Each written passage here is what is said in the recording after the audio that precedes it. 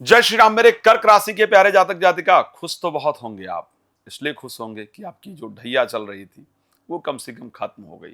लेकिन अब आपके मन में एक प्रश्न गूंज रहा है कि ढैया तो खत्म हो गई लेकिन कुछ चेंज तो हुआ नहीं। 29 तारीख को हमारी ढैया खत्म हो गई है और आज हम धीरे धीरे मई में प्रवेश कर रहे हैं। तो क्या होगा आखिर मई में, क्या होगा, तो वही बताने आया हूं मैं आपको कि आखिर आपका मई का महीना कैसा रहेगा और आपको क्या करना चाहिए ताकि मई का महीना आपके लिए बेहतर रहे। मई में मेजर चेंजेस हैं आपके लिए, इसको ध्यान रखिएगा। खैर सभी के लिए हैं लेकिन बड़े प्लैनेट परिवर्तन है। बृहस्पति को ब्रह्मांड का सबसे बड़ा प्लैनेट कहा जाता है और बृहस्पति अपनी राशि को परिवर्तित करने जा रहे हैं। राहु को शैडो कहा जाता है, राहु को छाया कहा जाता है, हमारी परछाई कही जाती है। राहु को नकारात्मक परिस्थिति में सबसे इंपॉर्टेंट पोजीशन दी गई है। राहु राशि परिवर्तन करने जा रहे हैं, केतु राशि परिवर्तन करने जा रहे हैं, इवन सूर्य, बुध और माह अंत होते होते तो शुक्र भी राशि परिवर्तन कर लेंगे। तो अगर 5-6 ग्रह एक साथ राशि चेंज करेंगे तो आप सोचिए बदलाव ना हो, ये तो कुछ संभव नहीं दिख रहा है। होगा जरूर, लेकिन होगा क्या यही जानना महत्वपूर्ण है, उसके बारे में आज बताऊंगा। लेकिन उससे पहले आपको बता देता हूं, यदि आप चाहते हैं कि राम कथा मेरे द्वारा आपके जहां आप रहते हैं रहती वहां हो, श्रीमद् भागवत कथा, श्री शिव महापुराण कथा, श्री राम कथा, संगीत में आनंददायक भगवान का अनुभव करा देने वाली हो, तो आप मेरे साथ संपर्क कर सकते हैं, कर सकती हैं। रात 9 बजे, दोपहर को 12 बजे लाइव होता हूं, आप मेरे साथ लाइव भी जुड़ सकते हैं, अपने बारे में बात कर सकते हैं। भगवान आपको प्रसन्न रखें, सदैव आप प्रसन्न रहें, इसके लिए मैं प्रत्येक शनिवार को आप सबके लिए यज्ञ करता हूं। अगर आप यज्ञ में भी चाहते हैं सम्मिलित होना, कुछ कंट्रीब्यूट करना, सामग्री, घी इत्यादि कंट्रीब्यूट करना या अपने नाम से करवाना, तो भी आप अपना नाम हमें भेज सकते हैं। हम आपके लिए भी यज्ञ करेंगे ताकि आपका जीवन बेहतर हो। चलिए साहब, तो आखिर कैसा रहेगा मई के महीने की अगर मैं बात करूं, मई का महीना सबसे पहले अगर मैं हेल्थ के पॉइंट ऑफ व्यू से, जनरली इसी विषय पर सबसे पहले चर्चा की आवश्यकता होती है कि साहब हेल्थ के पॉइंट ऑफ व्यू से कैसा रहेगा। देखिए हेल्थ में, क्योंकि आपके राशि स्वामी चंद्रमा है और चंद्रमा प्रत्येक 2.25 दिन में अपना राशि परिवर्तन कर लेते हैं, ये हम सभी लोग अच्छी तरीके से जानते हैं।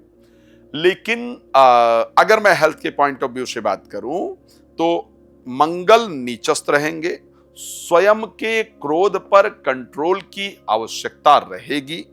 क्रोध की वृद्धि से बीपी इत्यादि की समस्याएं और रिलेशन का खराब होना संभव है। और वो क्रोध कहीं भी हो, चाहे वो मैं अपने घर की बात करूं, चाहे प्रोफेशनल लाइफ की बात करूं, वो क्रोध कहीं भी आपको नुकसान करने जा रहा है। तो सबसे पहले तो भाई अपने क्रोध पर बहुत कंट्रोल की आवश्यकता है। वाहन वगैरह संभाल करके चलाना है। फिजिकली मैं कोई बड़े प्रॉब्लम को नहीं देख पा रहा हूं। हाँ, एक समस्या करीब वो 15 तारीख के बाद ऐसी निकल कर आएगी जो थोड़ा परेशान करने वाली है आपको। चलिए, अब हेल्थ को लेकर के बात किया, पैसे की परिस्थिति आखिर कैसी रहेगी। तो एक तो सबसे पहली बात कि धनेश लाभ भाव में चले जाएंगे और उसके साथ अगर मैं शुक्र की बात करूं, शुक्र एग्जॉल्टेड ही रहेंगे, 31 मई को राशि परिवर्तित करेंगे। अब इस महीने आप पैसे को कहीं लगाने वाले हैं या लगाने वाली हैं, पैसा आप कहीं इन्वेस्ट करने वाले हैं या करने वाली हैं, ये मैं निश्चित कह सकता हूं और इसको आप देख भी लीजिएगा। इस महीने कोई म्यूचुअल फंड, कोई शेयर मार्केट, कोई कहीं पर आप लगाएंगे, कहीं ब्याज पर पैसा दे दें, कुछ चीज खरीद लें इन्वेस्टमेंट के पर्पज से, ये आप जरूर करेंगे, ये मैं निश्चित कह रहा हूं।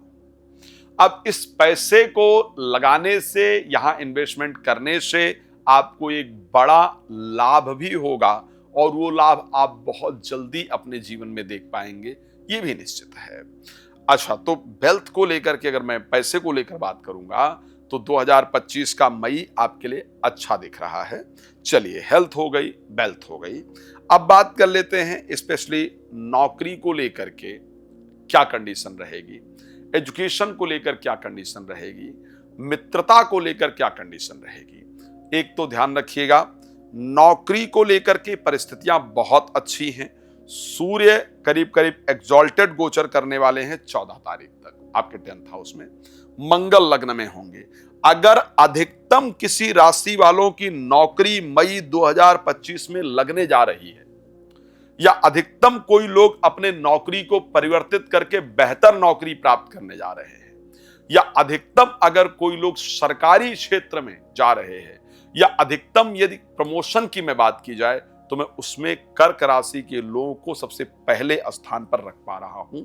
आप लोगों के लिए सबसे बड़ा मौका और अच्छा मौका होगा, और आप ही वो लोग होंगे जो प्रोफेशनल लाइफ के अंदर कुछ बड़ा अचीव कर पाएंगे।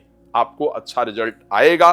तो इस कारण से मैं करीब करीब अगर बात करता हूं कर्क राशि को, तो मैं प्रोफेशनल लाइफ के पॉइंट ऑफ व्यू से आपको बेहतर देख पा रहा हूं।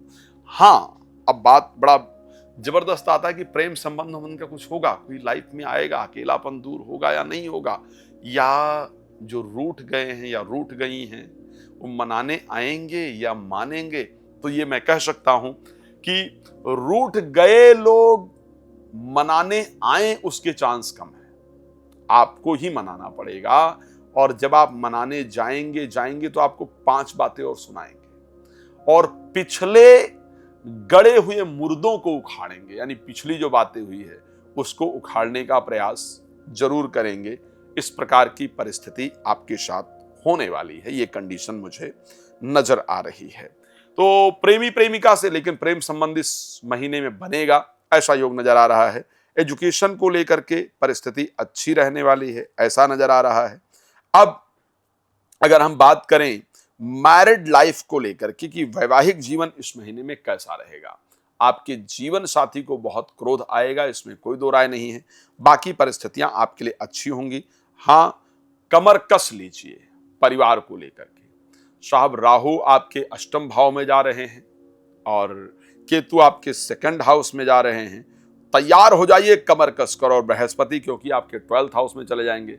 कमर कस लीजिए। अब परिवार को संभालना आपको पड़ेगा, वहां से बहुत सारे विस्फोट होने वाले हैं, तो परिवार का ध्यान रखेंगे। बाकी रात को 9 बजे, दोपहर को 12 बजे लाइव आता हूं, आप आइए मेरे साथ जुड़िए, और जो भी आप जानकारी प्राप्त करना चाहते हैं कर सकते हैं। कथा के लिए आप मुझे संपर्क कर सकते हैं। धन्यवाद आपका जुड़ने के लिए। जय श्री राम।